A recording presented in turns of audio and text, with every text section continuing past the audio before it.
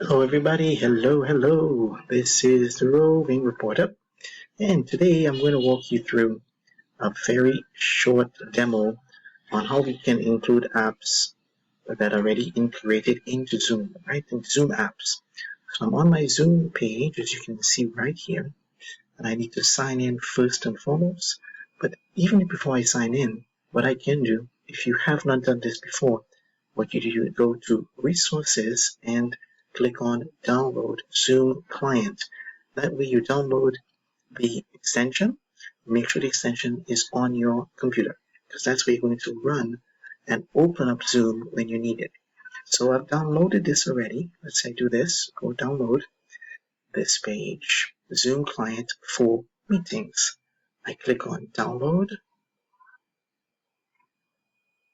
and there you go. It opens up to a folder where I can install it. Zoom Installer is already installed on my desktop, so I don't need to install it there. Great. So I'm going to start a meeting, but rather instead of starting a meeting from this page, if I'm going to sign in using my account, so instead of starting my meeting from my desktop, I sign in. I'm already signing in here, but I make sure and I open my Zoom account from, let's say I'm going to start a meeting here. So let's say rather than doing this, join a meeting or post a meeting like this, or use one of the meetings I have already created, I go to my computer and open here the Zoom installer. I open this. Once that is opened up, it's going to take me to my interface, and that is where I can see the apps. So let's take a look at that. I go in, and there we go. Okay, it's opening, and there you are.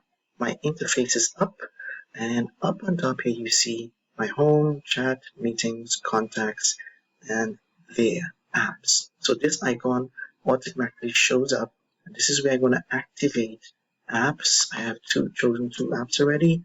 Once I open this, say open one of them, as you can see here, it will send an invite, and I can invite my students to join me in the room, or people who want to play with this game, or I can open it inside my Zoom meeting and actually do it with my students. I can also do some discovery, look for apps that are available here, so I can run a quick check and see what apps I have. And let's say I want to choose one. For example, let's take the catch up, right? Well, let's use transcription, Colibri. So I go here, and it does this. Add briefly describes the app, what it's all about. I click on Add to get it going. I have to authorize it. So I click here, Add.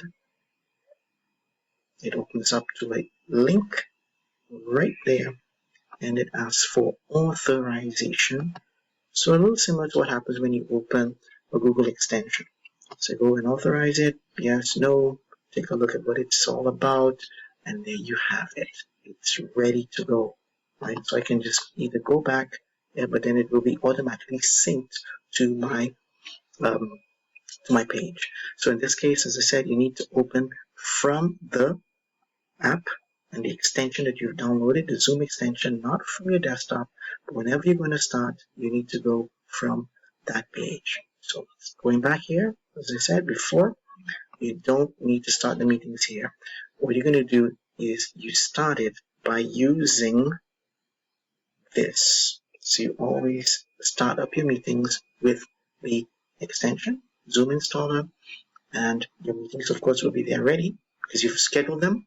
If you haven't scheduled, you're going to open with that app that you're going to integrate in the classroom, send the link, students can join directly from that link you have saved. That's it. Simple. Okay? Pure and simple. Really good to go. I hope you like it. As I said, it's a great way to use some of the apps that we are familiar with, things like Kahoot, other games that you can use there inside Zoom. That's wonderful. So thanks a lot for watching. Don't forget to give us a little like on that channel and spread the word about these apps and use them with your students. Let me know what you've been using. This is the Roving Reporter. Bye bye.